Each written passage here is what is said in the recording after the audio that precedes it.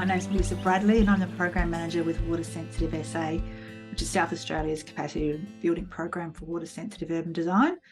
This is the first joint event brought to you by the National Water Sensitive Urban Design Community of Practice, which is made up of New Waterways in WA, Clearwater in Victoria, the Derwent Estuary Program in Tassie, Water by Design and Healthy Land and Water in Queensland, Blacktown City Council and Sydney Water in New South Wales in lieu of a dedicated capacity building program, and of course ourselves.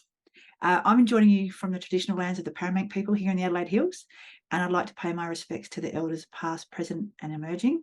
And in particular, I'd like to extend a warm welcome to our first speaker, Corey Turner, who's a Kaurna man, and he's working hard to connect the community and government with traditional knowledge and practices so that we can better look after country.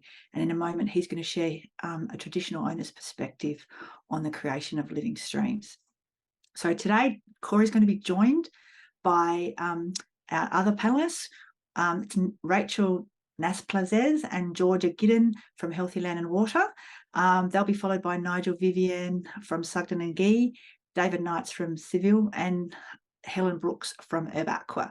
So we're really looking forward to hearing about the journey of each of our presenters as they lead projects and other initiatives to protect and enhance habitat and ecology in and around our urban streams.